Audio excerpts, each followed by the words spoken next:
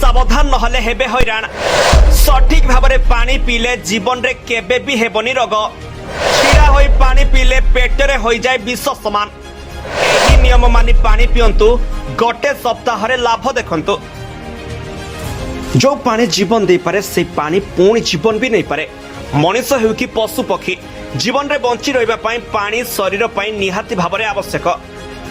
पानी प्रचुर मात्रा रे पीवा द्वारा आम शरीर सुस्थ रही थाए। बहुत लोक पानी पी थांती सत, हेले पानी पीवार सठिक ढंग बा नियम जानि नथांती। तेणु पानी पीवा आपणक शरीर पई भल हेबा बदल रे पहुंचाई देउछि क्षति। तबे आसंतु जानिबा पानी पीवा समय रे केउ भूल करबा अनुचित। आपण पानी को पियंतु नाही, पानी को खांतु। आपण पानी को गोटिए गोटिए ढक नहीं पीवा उचित।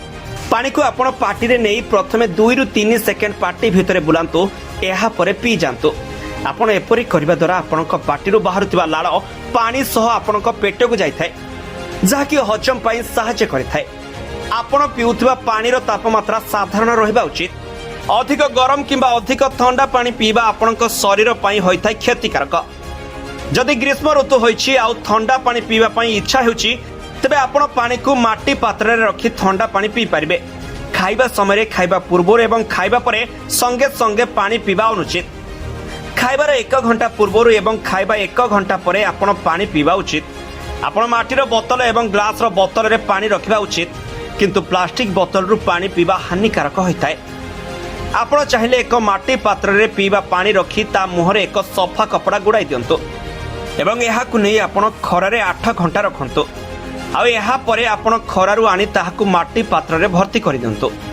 आ दिन सारा सेही पानी को पियंतु। एहा आपणक शरीर पई एक प्राकृतिक औषध परि काम करिथाए। आपणको आपणक जीवन शैली अनुसार पानी पीवा उचित।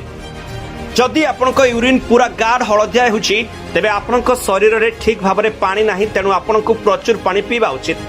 आ जदि आपणक यूरिन धला रंगर हेउछि, तेबे शरीर को दरकार अनुसार ठीक मात्रा रे पानी पिउछंती बोली जानि परिबे। ब्यूरो रिपोर्ट, खबर टुडे।